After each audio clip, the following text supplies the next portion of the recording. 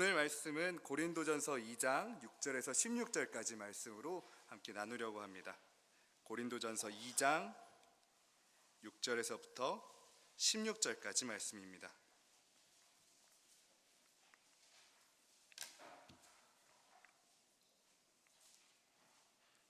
고린도전서 2장 6절에서 16절까지 말씀 제가 한번 봉독하도록 하겠습니다.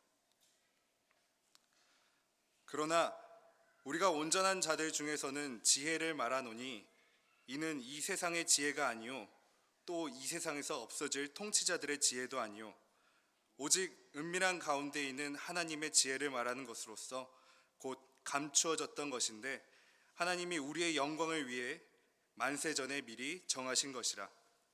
이 지혜는 이 세대의 통치자들이 한 사람도 알지 못하였나니 만일 알았더라면 영광의 주를 십자가에 못 박지 아니하였으리라. 기록된 바 하나님이 자기를 사랑하는 자들을 위하여 예비하신 모든 것은 눈으로 보지 못하고 귀로 듣지 못하고 사람의 마음으로 생각하지도 못하였다 함과 같으니라. 오직 하나님이 성령으로 이것을 우리에게 보이셨으니 성령은 모든 것 곧 하나님의 깊은 것까지도 통달하시느니라. 사람의 일을 사람의 속에 있는 영 외에 누가 알리요? 이와 같이 하나님의 일도 하나님의 영 외에는 아무도 알지 못하느니라. 우리가 세상의 영을 받지 아니하고 오직 하나님으로부터 온 영을 받았으니 이는 우리로 하여금 하나님께서 우리에게 은혜로 주신 것들을 알게 하려 하심이라. 우리가 이것을 말하거니와 사람의 지혜가 가르친 말로 아니하고 오직 성령께서 가르치신 것으로 하니 영적인 일은 영적인 것으로 분별하느니라. 육에 속한 사람은 하나님의 성령의 일들을 받지 아니하나니 이는 그것들이 그에게는 어리석게 보임이요 또 그는 그것들을 알 수도 없나니 그러한 일은 영적으로 분별되기 때문이라. 신령한 자는 모든 것을 판단하나 자기는 아무에게도 판단을 받지 아니하느니라. 누가 주의 마음을 알아서 주를 가르치겠느냐? 그러나 우리가 그리스도의 마음을 가졌느니라. 아멘.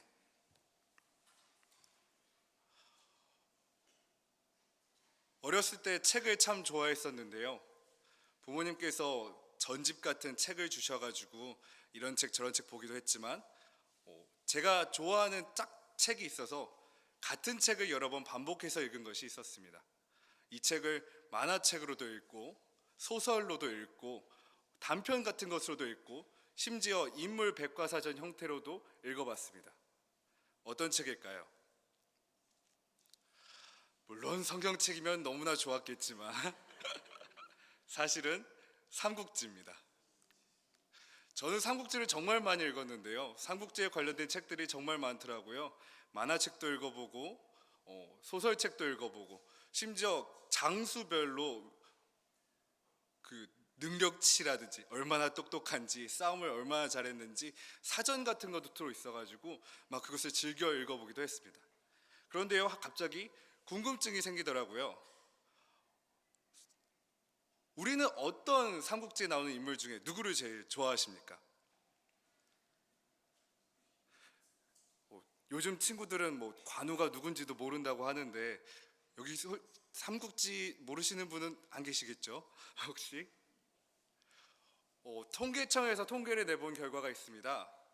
놀랍게도 국가적으로 좋아하는 장수에 대한 차이가 있는데요. 중국이 가장 좋아하는 장수는 관우입니다. 그렇다면 일본은 어떤 장수를 제일 좋아할까요? 맞습니다. 조자룡입니다. 한국은 누구일까요? 한국은 제갈공명을 제일 좋아합니다. 각 나라별 성향이 이 좋아하는 장소에서 드러난다고 하는데요. 중국은 많은 사람들이 이끌고 크게 무리를 지어가는 관우를 좋아한다고 하고, 조자룡 같은 것을 좋아하는 일본이란 것은 개인적으로 스스로의 재능으로 어디든지 뚫고 나갈 수 있는 그런 사람을 좋아한다고 하고, 한국인이 제갈공명을 좋아하는 것은 똑똑한 것을 좋아하기 때문이라고 합니다.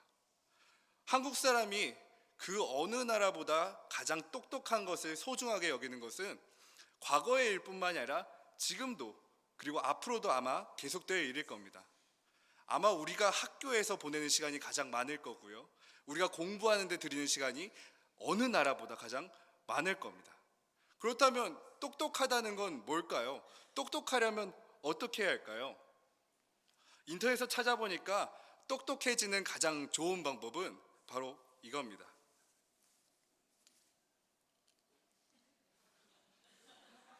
좀 똑똑해졌습니다. 무언가 하나를 더하면요 똑똑해진다고 합니다. 이 굳이 안경뿐이 아니라 사람이 책을 한 권 더 읽든 유명한 사람의 명언을 하나 더하든 무언가 한 가지를 더하면은 똑똑하다라고 이야기합니다. 그런데 성경에서 말하는 것처럼 성경에서도 한 가지 더한다고 해서 똑똑하다고 이야기할까요? 성경에서는 똑똑하다고 이야기할 때 세 가지를 들어서 이야기하는데요. 한번 보실까요? 한번 읽어보겠습니다. 지식, 명철, 지혜. 성경에서 똑똑하다는 것을 나타낼 때 자주 등장하는 말들입니다. 지식, 명철, 지혜. 어떻게 보면은 다 비슷비슷하고 똑같다고 생각할 수도 있겠지만 그 차이가 조금씩 있습니다. 먼저 지식은요, 과거에 대해서 잘 알고 있는 겁니다. 과거에 대해서 잘 알고 기억함으로써 그것이 정보로서 끝나는 것이 아니라 지금 일어난 일에 내가 경험적으로 다시 끄집어낼 수 있는 것을 지식이라고 이야기하고 있습니다. 두 번째, 명철은 뭘까요? 명철은요, 한자로 말하면 밝은 명의 밝을 철인데요, 현재를 분간할 수 있는 것이라고 이야기합니다. 현재 상황을 밝히 봐서 내가 지금 어떤 상태인지, 내가 지금 어떤 상황인지 분명하게 아는 것을 명철이라고 이야기한다고 합니다. 그렇다면 과거와 현재가 나왔으니까 지혜는 무엇일까요? 과거, 현재, 미래를 예측할 수 있는 힘을 지혜라고 한다고 합니다. 벌써 아시는 거 보니까 지혜로우신 분이 많으신 것 같은데, 우리가 늘 똑똑하다라고 이야기를 하면서 똑똑해져야 한다고 이야기하면서 우리들의 공부를 시키는 것이, 우리가 노력하는 것이 지식이 아닌 정보에 머물 때가 많습니다. 대표적으로 우리가 예수님에 대해 아는 것이 열심히 성경 공부를 하고 묵상을 하는데 그것이 아는 뇌 속에 있는 메모리로 끝날 때가 참 많습니다. 하지만 이것은 정보고 성경에서 기록된 것처럼 지식이 되려면은 이것에 플러스로 경험이 필요합니다. 사랑에 대해서 얼마나 많이 알고 있더라도 사랑해 본 경험이 없는 사람은, 사랑을 할 때 떠올릴 수 있는, 사용할 수 있는 지식이 없는 사람은, 그 사람은 지식이 있는 것이 아니라 그냥 정보를 갖고 있을 뿐입니다. 그리고 명철도 마찬가지입니다.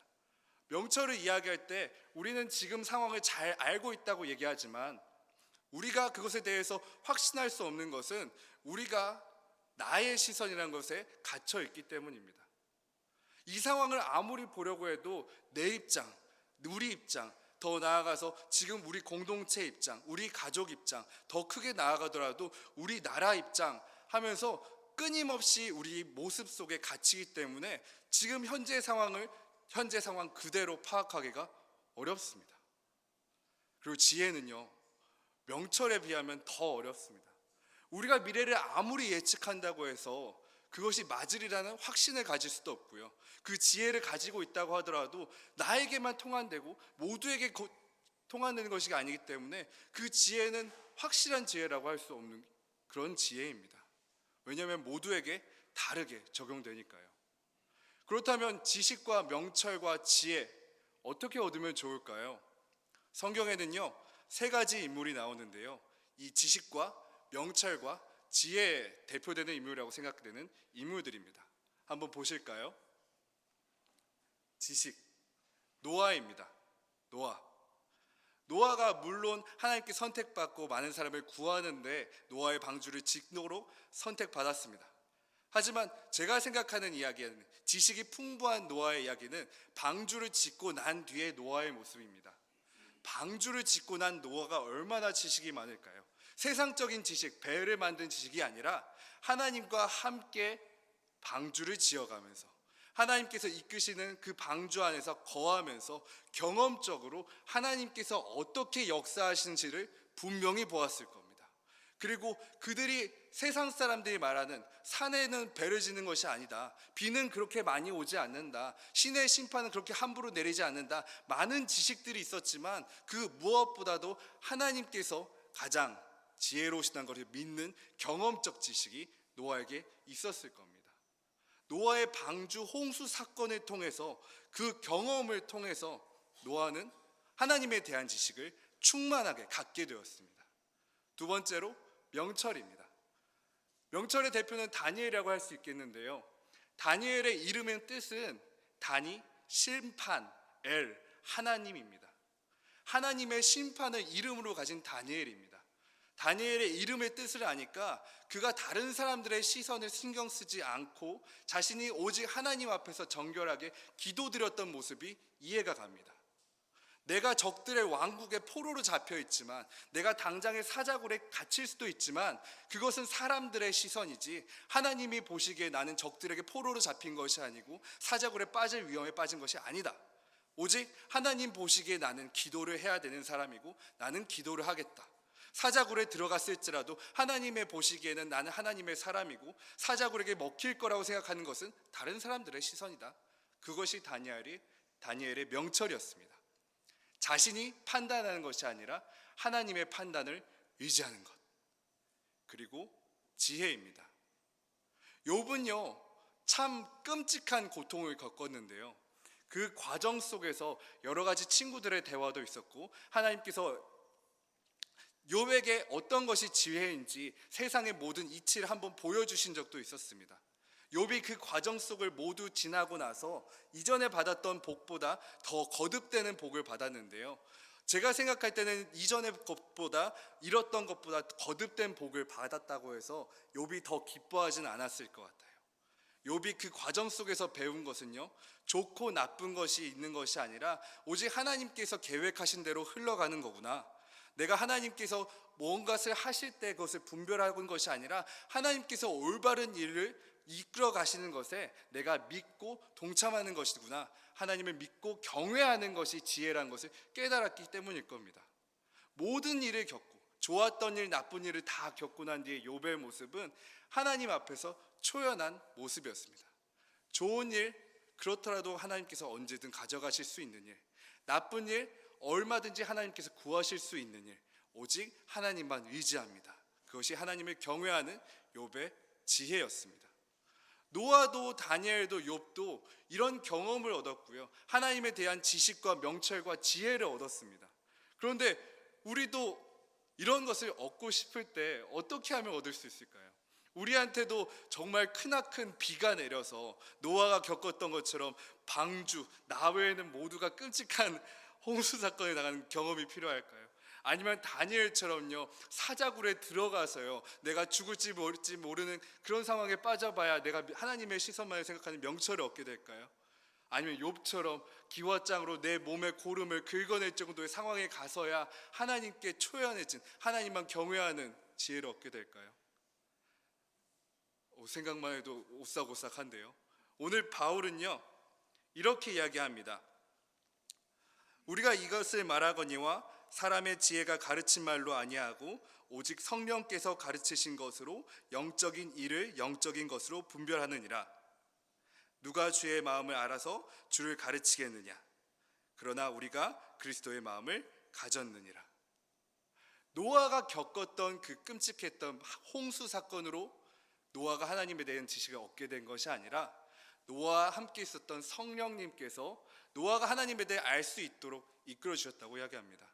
다니엘이 하나님께 기도를 했던 것이, 다니엘이 그때 상황을 하나님께서 판단이 더 중요하다고 단순히 판단했던 것이 아니라 성령님께서 다니엘이 그렇게 될 수 있도록, 영적으로 깨어질 수 있도록 인도하셨다는 겁니다.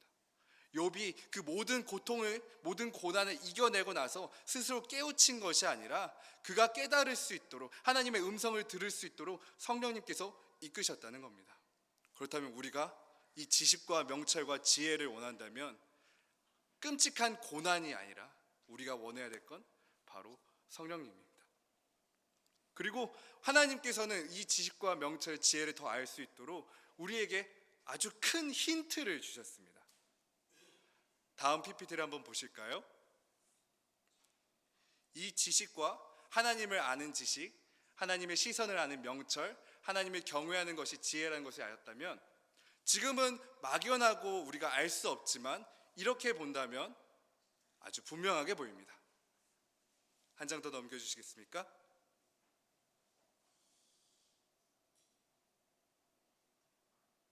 하나님을 아는 예수님, 하나님의 시선 예수님, 하나님을 경외하는 예수님. 우리가 막연하게 알던 것들, 보이지 않는 것들이 아니라 우리 몸에, 우리 마음에, 우리가 있는 시간과 장소 속에 찾아오신 하나님이십니다. 그 누구보다도 하나님을 제일 아시는 예수님, 그 누구보다도 하나님이 어떻게 보시는지 잘 아시는 예수님, 그 누구보다도 하나님을 경외했던 예수님. 우리가 예수님을 쫓을 때 우리가 원했던 지식과 명철, 지혜, 모든 것을 우리가 하나님께 받을 수 있습니다. 우리가 그것을 가르쳐야 합니다.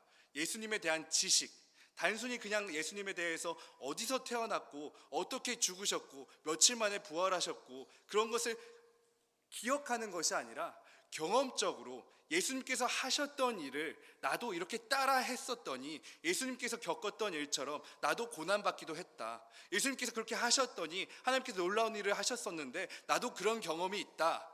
그런 지식이 필요합니다. 예수님과 공감할 수 있는 경험적 지식이요.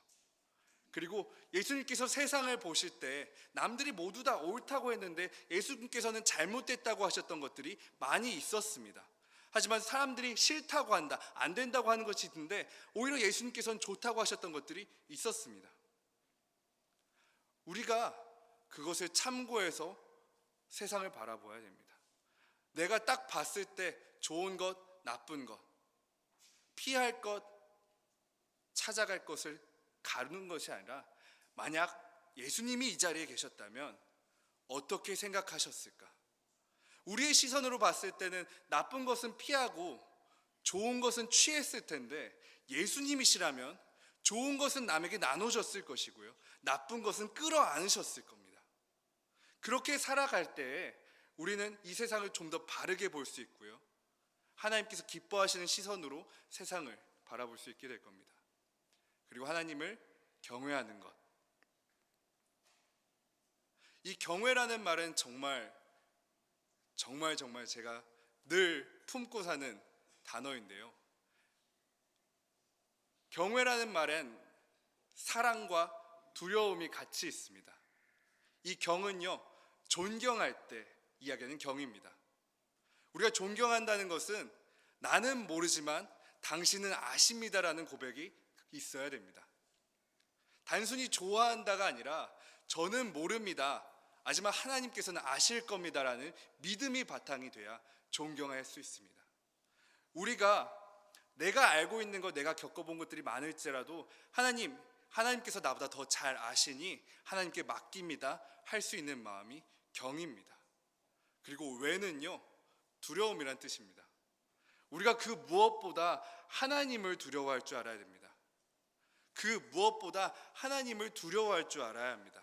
세상에 많은 사람들이 겁을 줄 겁니다. 이렇게 하지 않으면 이런 일이 닥칠 겁니다. 이렇게 하지 않으면 이런 일이 닥칠 겁니다. 이런 상황에 빠졌을 때 당신은 어떻게 할 건가요? 아무런 대비가 없을 거 아닙니까? 라고 말할 때, 겁줄 때 그것을 두려워하는 것이 아니라 저한테는 하나님이 있습니다. 하나님이 없는 것 외에는 아무것도 두렵지 않습니다. 할 수 있는 것이 외입니다. 경외. 놀랍게도 이 말은 지혜로운 말이지만 어떻게 보면 믿는다는 말과 같습니다. 나는 잘 몰라요. 하지만 하나님께서 더 잘 아시겠죠. 나는 무섭지 않아요. 하나님을 믿으니까요. 우리가 그런 지혜를 가질 수 있었으면 좋겠습니다.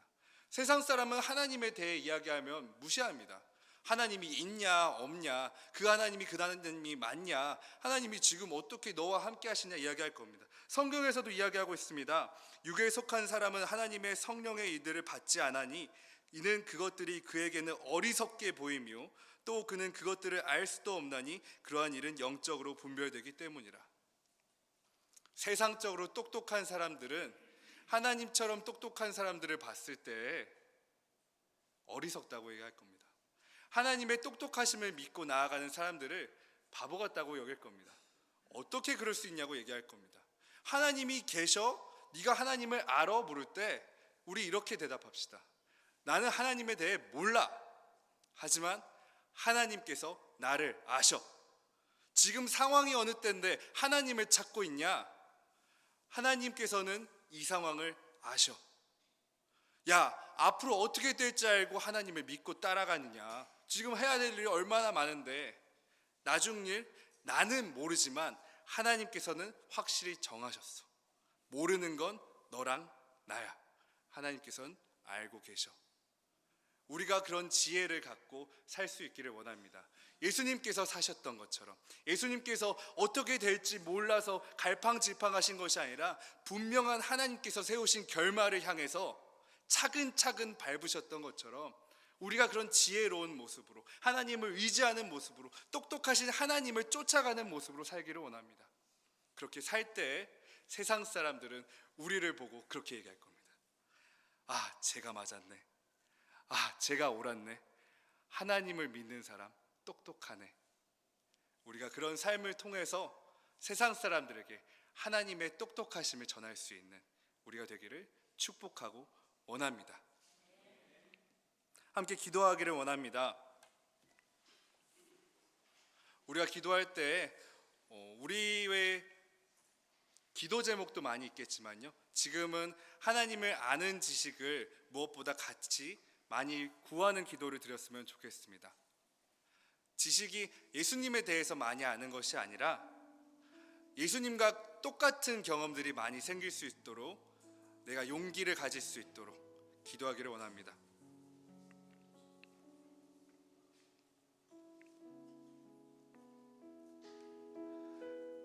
하나님, 기도합니다.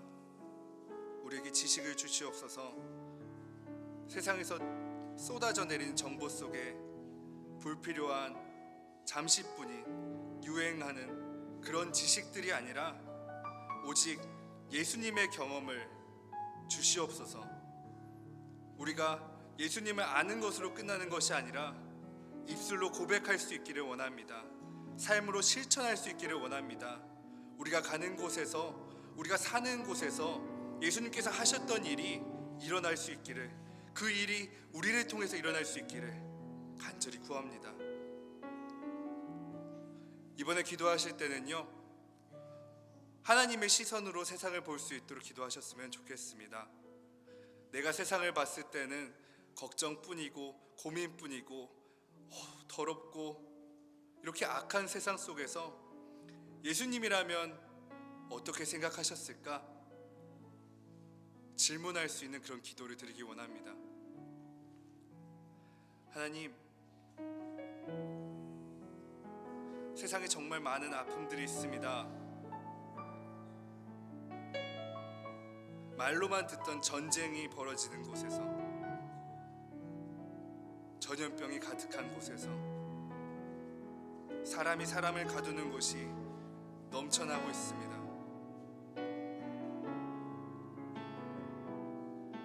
좋은 것들은 너무 좋아서, 나쁜 것들은 너무 나빠서 이 세상은 병들고 죽어가고 있습니다. 하나님의 시선으로 그 세상을 봤을 때 우리가 해야 할 일들이 보입니다. 하나님, 우리가 이 전쟁을 위해서 기도하겠습니다. 하나님, 우리가 이 전염병과 싸우겠습니다. 하나님, 갇혀있는 사람들이 자유로울 수 있도록 나서겠습니다. 하나님, 이 죽어가는 세상이 살 수 있도록 살겠습니다.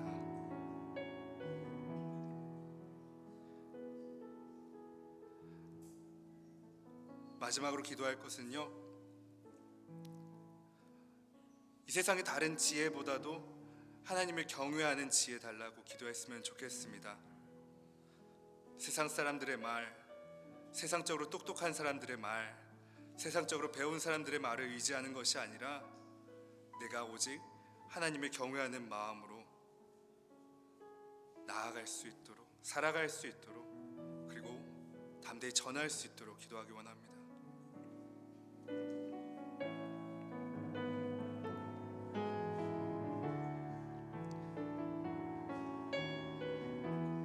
하나님 도와주시옵소서. 이 땅에 너무나 많은 것들이 사람들을 속이고 이끌고 있습니다. 모두가 옳다고 이야기하면서 나를 따라오라 이야기하는 세상입니다. 하나님, 그곳에서 이리 휘둘리고 저리 휘둘리는 우리들을 보살펴 주시옵소서. 하나님께서 주신 삶, 하나님의 뜻대로 사는 것이 아니라 갈팡질팡 겁에 질려서 도망치며 사는 삶이 아니라 살기 그 끝에서 매달리면서 사는 것이 아니라 하나님을 경외하면서 하나님이 크신 계획대로 살 수 있도록 도와주시옵소서. 하나님, 우리 자녀들을 위해서도 기도합니다. 그런 지혜, 하나님이 경외하는 마음 허락하여 주셔서 세상 사람들이 사는 것과 똑같은 삶을 사는 것이 아니라 세상 사람들을 구할 수 있는 삶 살 수 있도록 도와주시옵소서.